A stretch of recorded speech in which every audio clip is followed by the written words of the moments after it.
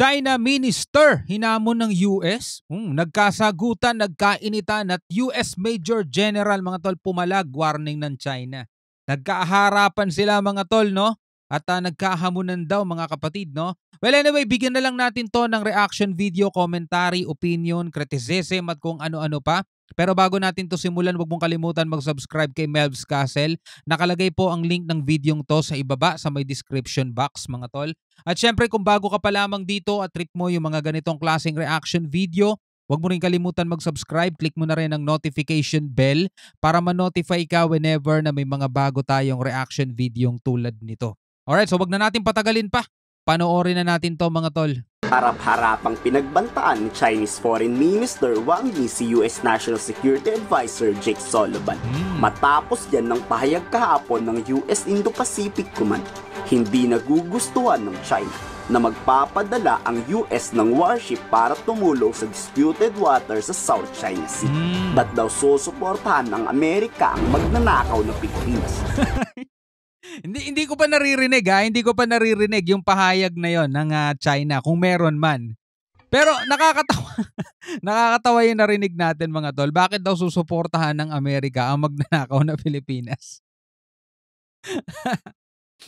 Baka naman may mga pro-China rito mga tol Baka naman na gamitin nyo yung mga pahayag na yon.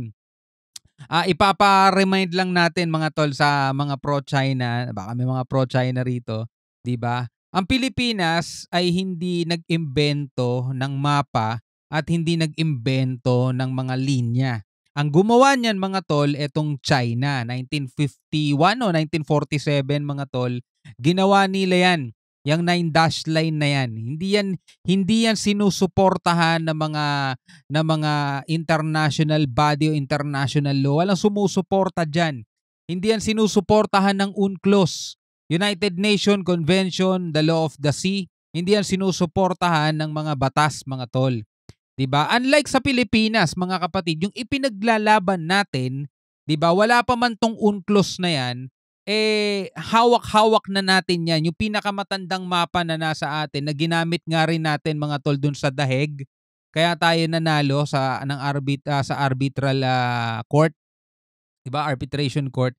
Kasi meron tayong matandang mapa na panahon pa ng mga Kastila, mga tol, na nagpapatunay na etong halimbawa Scarborough na tinatawag pa dating Panakot Island, 'di ba? Part na talaga 'yan ng Pilipinas. 'Di ba? Tapos meron pang 1982 UNCLOS, nakapirma ang Pilipinas at China diyan. 'Di ba? Na nagsasabi ang Pilipinas merong 200 nautical miles exclusive economic zone, 'di ba? Kaso mga tol, 2012, 'di ba, nung hindi na binitawan ng China itong Scarborough. 2012 'yun, no? Tapos tayo naman ay nagsampa ng reklamo sa Court of Arbitration. Nanalo tayo 2016. Pero never 'yan kinilala ng China at para nga sa kanila ang Pilipinas ay walang karagatan.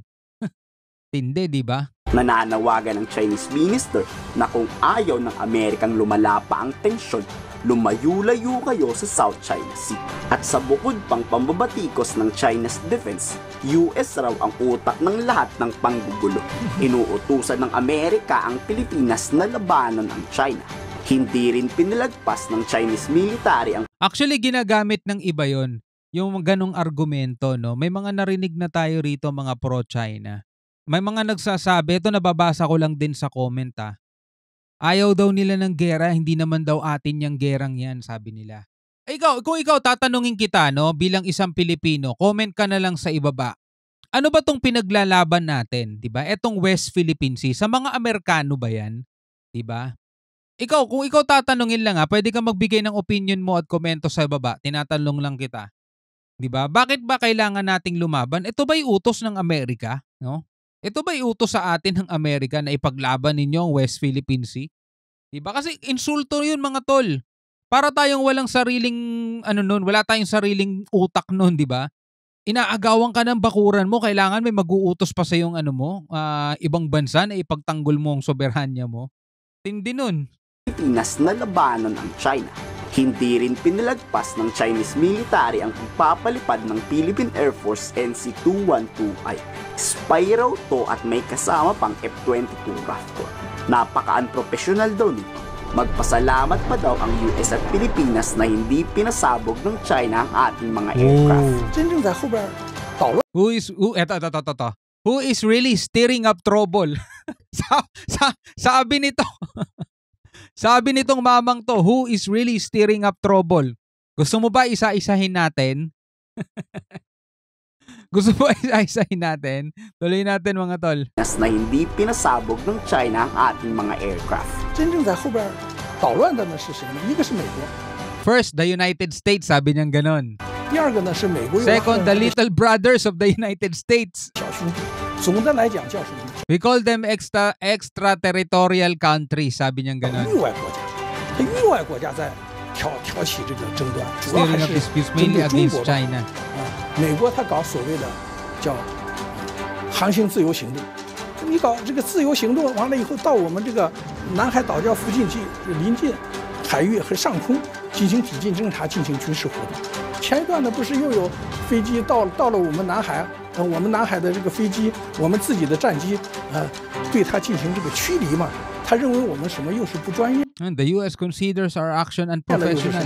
我认为呢，就是太。I think that on the contrary, we are more than professional. Uy, tigas ng mukha. 我们如果不专业了，就撞上它了，就是因为我们的飞行。Sabing ganito. 我认为呢，就是太。I think that on contrary, if we are unprofessional, sabi niya, kung hindi kami professional, we would have crashed into the aircraft. Sabing ganon mga tol. 就是因为我们的飞行。It was precisely because our pilots complied with laws and regulations, diba? Antindi nila mga tol. Napakatinding delusional lang meron sa utak nitong mamang to, mga tol. 合法合理合规是按照 that they intercepted the US aircraft. Idinipensa naman ni US Security Advisor Jake Sullivan ang Pilipinas na China ang tunay nagpapalala ng tensyon sa South China Sea. Nagpapalitan nga ng manghang na salita ang dalawang matataas na opisyal. Pati ang Pentagon na tanong na rin sa deployment ng warship. Nakadepende daw sa Pilipinas kung ano ang ipapadala sa China. Alam nyo kasi mga tol, nakakainis lang, no? Kahit alam naman natin mga tol na etong China talaga ang punot dulo at ugat ng mga kaguluhan at sumisira ng kapayapaan dito sa South China Sea at dito sa West Philippine Sea. Sobrang in denial sila. 'Di ba? Talagang sobrang tinatanggi nila 'yon. Natila ba merong isang malaking harang sa sarili nila? Kumbaga parang wala silang mirror. Hindi nila nami-mirror yung ginagawa nila mga tol. 'Di ba? Merong arbitral ruling 2016 na nagsasabing invalid yung claim ng China, pinawalang bisa 'yon. 'Di ba? Dahil sa 1982 UNCLOS, yun ang nagde-define na ang Pilipinas ay may 200 nautical miles exclusive economic zone. Dahil di naman pwedeng pag-arian ng isang bansa ang isang dagat ng solo lang. 'Di ba? Marami tayong mga nakapalibot na bansa diyan eh. At bawat isa diyan meron sila sa kanya-kanyang exclusive economic zone. 'Di ba? Etong China walang pakialam doon mga tol, para sa kanya nag-iisang bansa lang siya, kanya yung buong 'yun. 'Di ba? Kaya pinawalang bisa 'yon mga tol. Etong China hindi naman sumusunod sa batas. Sila yung mahilig mangbangga, sila yung mahilig mang water cannon, sila yung mahilig mangharas. Tapos ngayon tinatanong nila sino daw nagsisimula ng gulo. My goodness. Mag-request daw ang AFP at handang ibigay ito ng Amerika. So posibleng tayo talaga ang nag-request ng long-range ballistic missile na kayang pasabugin ang Chinese territory. Nakahanda raw ang Pentagon na mag-supply ng armas sa ating. Admiral Pajaro said recently that the U.S. could escort Filipino vessels during resupply missions, that this would be within the bounds of the Mutual Defense Treaty. I wanted to know if that's consistent with the Secretary's thinking. Yeah, thanks, Noah. What I would say is that the Philippines remains the lead for its own operations in the South China Sea, and we continue to provide significant advisory support in addition to our efforts to help modernize the Philippine military. And so, as allies, we continue to stand with the Philippines, given especially the PRC has consistently prevented them from executing lawful maritime operations in the South China Sea. And so our commitment to that alliance is ironclad. As you know, our governments have close continual consultations, so any military support would be at the request of the government of the Philippines And in that light, Admiral Paparo simply called it an option within the context of consultation. So Actually, sa resupply mission mga tol, tagumpay tayo, no? Nagsagawa ng airdrop mission ang ating AFP para masupplyan yung BRP Teresa Magbanwa at tagumpay mga tol, no? Tulad nga ng sinasabi natin, kung hindi kaya sa dagat at lagi namang hinaharang, gamitan nila ng himpapawid. At sa pagkakataong to mga tol, tagumpay silang nakapag-resupply dito sa Teresa Magbanwa. you're saying that if they requested such military support, that could be on the table for consultation, that wouldn't be an immediate closed door. Well, again, without getting into hypotheticals, I think as allies, it would require consultation between our two nations. Ang yayabang nitong Chinese panay sisi sa Amerika, hindi pa nga sumasama, takot na. Papaano pa kaya pag sumama talaga ang mga yan? Ano sa tingin nyo ang kakalabasan nun?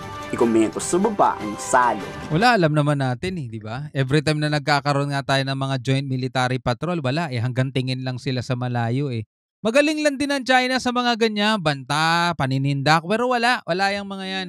Anyway, ikaw bilang isang Pilipino, ano masasabi mo dyan? Comment ka na lamang sa ibaba. Hanggang sa muli, ako nga pala si Shobal D. Peace out.